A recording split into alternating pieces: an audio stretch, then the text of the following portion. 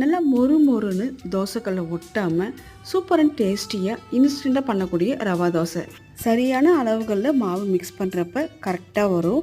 இந்த கிளாஸில் 1 கிளாஸ் அளவுக்கு ரவை, 2 கிளாஸ் தண்ணி ஊற்றி 10 நிமிஷம் நல்லா ஊறினதுக்கப்புறமா அதே கிளாஸால் 2 கிளாஸ் மைதா மாவு, 3 கிளாஸ் அரிசி மாவு, 1 டேபிள் ஸ்பூன் கடலை மாவு, 1 ஸ்பூன் மிளகு, ஜீரகம், நறுக்கின இஞ்சி, பச்சை மிளகாய், கருவேப்பிலை, துருவின கேரட், 1 டேபிள் ஸ்பூன் உடச்ச கடலை, கொஞ்சமாக பெருங்காய பொடி, உப்பு, தண்ணி கொஞ்சம் தாராளமாக ஊற்றி பார்க்குறதுக்கு மோர் மாதிரி தண்ணியாக கரைச்சிக்கணும். ஃபைனலாக 2 டேபிள் ஸ்பூன் ரீஃபைண்ட் ஆயில் சேர்க்கறதுனால தோசைக்கல்லை ஒட்டாமல் எடுக்கிறதுக்கு ஈஸியாகவும் வரும். உடனே மாவு அடியில் போய் செட்டில் ஆயிரும். ஒவ்வொரு முறை தோசை ஊற்றுறப்பி மாவு நல்லா கிண்டி கொடுத்துட்டே ஊற்றணும். ரவா தோசைனாலே 1 மடங்கு ரவைனா 3 மடங்கு அரிசி மாவு சேர்க்கும்போது தான் நம்ம ஹோட்டலில் வாங்கி சாப்பிட்ற மாதிரி நல்லா மொறு மொறுன்னு பர்ஃபெக்டாக வரும்.